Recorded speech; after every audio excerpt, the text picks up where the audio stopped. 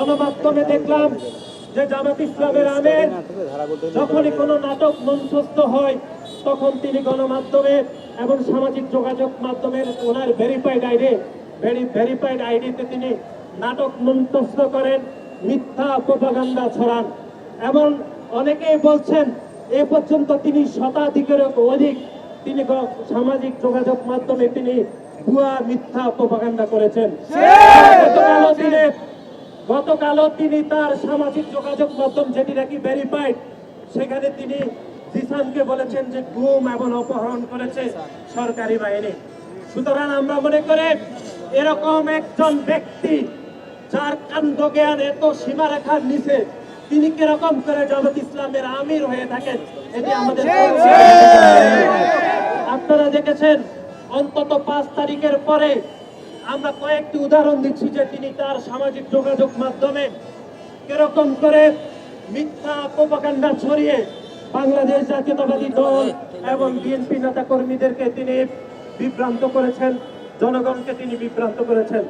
আপনারা গতকালই দেখেছেন যে উনি সামাজিক যোগাযোগ মাধ্যমে ওনার ভেরিফাইড আইডিতে তিনি গুমের নাটক মঞ্চস্থ করেছেন, যেটি পরে গণমাধ্যমে প্রকাশিত হয়েছে। এর আগে আমরা দেখলাম, আপনাদের মনে রয়েছে যে গাজীপুরের শ্রীপুরে তিনি একজন মাদ্রাসা শিক্ষকের ছাত্রীকে অপহরণের বিষয়ে তিনি বাংলাদেশ জাতীয়তাবাদী ছাত্র দলের নেতা কর্মীকে দোষারোপ করে তিনি সামাজিক যোগাযোগ মাধ্যমে স্ট্যাটাস দিয়েছিলেন 17 এপ্রিল, যেটি পরক্ষণে যে বাংলাদেশের গণমাধ্যম ভুল প্রমাণ করেছে জামাত ইসলামের আমিরকে। এবং আপনাদের মনে রয়েছে নির্বাচনের আগে পাবনাতে জামাত ইসলামের একজন সন্ত্রাসী প্রকাশ্যে গুলি প্রদর্শন করেছিলেন, আগ্নেয়াস্ত্র প্রদর্শন করেছিলেন।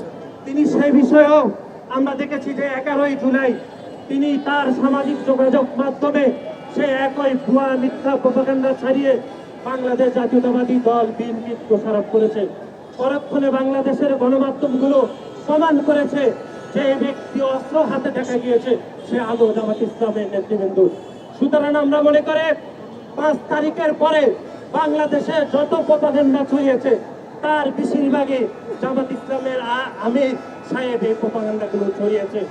এরকম একজন ব্যক্তি কি করে জামাত ইসলামের আমির থাকে সেটি বাংলাদেশ জাতীয়তাবাদী ছাত্র দলের নেতা কর্মীদের বোধগম্যে আসে না আমরা মনে করি।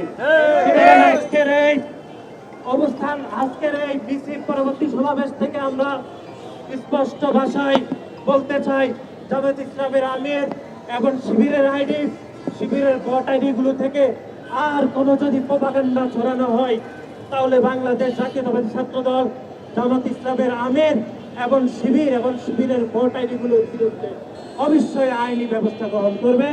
আমরা সকলে অবগত আছে ছাত্র শিবিরের যে কমিটি এখন পর্যন্ত তাদের সাংগঠনিক কার্যক্রম পরিচালনা করছে, সেই কমিটি ইতিমধ্যে তাদের 2026 সালের 1 জানুয়ারি তারা তাদের কমিটি গণমাধ্যমে প্রকাশ করেছে, আপনারা সকলে দেখেছেন। কিন্তু অত্যন্ত দুঃখের বিষয়, কুমিল্লাতে যে দর্শককে পুলিশ গ্রেফতার করেছে সেই দর্শকের নাম কিন্তু তাদের সেই গুপ্ত কমিটিতে আমরা দেখি নাই। তারা, আমরা গত 2 বছরের অধিক সময় ধরে বাংলাদেশ জাতীয়তাবাদী ছাত্র দল গণমাধ্যমের সামনে আমরা যে কথাটি বারবার স্পষ্টতভাবে বলতে চেয়েছি সেটি হচ্ছে আপনারা আপনাদের কমিটিগুলো প্রকাশ করুন। কিন্তু আমরা দেখলাম তারা তাদের কেন্দ্রীয় কমিটিও প্রকাশ করে নাই।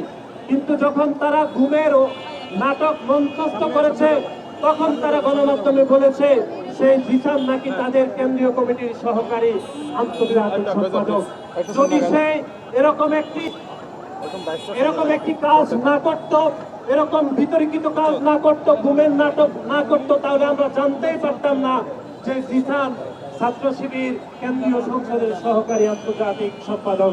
সুতরাং আমরা মনে করে তারা গুপ্তভাবে রাজনীতি করে তারা যে উদ্দেশ্য হাসিল করার অপচেষ্টা গত 2 বছরে করেছিল সেটি ইতিমধ্যে প্রকাশিত হয়েছে। তারা তাদের এই অপরাধ প্রমাণ করার মাধ্যমে সেই গুপ্ত একজন শিবিরের পরিচয় আমরা আজকে গণমাধ্যমে জানতে পেরেছি। আজকের এই সমাবেশ থেকে আমরা আবারও ছাত্র শিবিরকে অনুরোধ করব, আপনারা আপনাদের সকল গুপ্ত কমিটি আপনারা প্রকাশ করুন। অপকর্মের মাধ্যমে আমরা আপনাদের এই গুপ্ত কমিটিগুলো গণমাধ্যমে জানতে হবে সংগ্রামী বন্ধুগণ। এছাড়া আপনারা দেখেছেন যে গণমাধ্যমে প্রকাশিত হয়েছে যে ছাত্র শিবিরের সেই দর্শককে নাকি তারা বহিষ্কার করেছে, কিন্তু আপনারা গণমাধ্যমে কি বহিষ্কারের কোনো চিঠি দেখেছেন? তারা সেই চিঠিকেও তারা গুপ্ত রেখেছে এবং তাদের প্রচার সম্পাদক এস এম ফরহাদ গুপ্তভাবে সাংবাদিকদেরকে সেই বহিষ্কারের চিঠি তারা দিয়েছে বলে আমরা প্রাথমিকভাবে জানতে পেরেছি। সংগ্রামী বন্ধুগণ, সেই গুপ্ত সংগঠনের প্রচার সম্পাদক গণমাধ্যমকে জানিয়েছেন যে প্রেম করার অপরাধে নাকি সেই দর্শক জিসানকে তারা বহিষ্কার করেছেন। কিন্তু আমরা মনে করি ধর্ষণ এবং ভ্রূণ হত্যাকারীর অপরাধের জন্য তারা কোনো বিচার করেনি, সেটি তারা তাদের গুপ্ত প্রেস রিলিজে প্রকাশ করে নাই। তাহলে আমরা বুঝলাম যে প্রেম করার অপরাধে তারা বিচার করে, কিন্তু ভ্রূণ হত্যা এবং ধর্ষণের অপরাধ তাদের কাছে কোনো অপরাধ বলে আমরা দেখেছি। সংগ্রামী বন্ধুগণ, আপনারা দেখেছেন যে গত 2 দিন ধরে তারা সামাজিক যোগাযোগ মাধ্যমে কিরকম নাটক মঞ্চস্থ করেছে, যে গত 17টি বছর যে বাংলাদেশ জাতীয়তাবাদী ছাত্রদল সহ বাংলাদেশের গণতান্ত্রিক আমি অসংখ্য মানুষকে গুম করা হয়েছে। সেই গুমের নাটক মঞ্চস্থ করে অতীতে যারা গুমের শিকার হয়েছিল সেই গুমকে তারা অপমান অপদস্থ করেছে সংগ্রামী বন্ধুগণ। এবং আমরা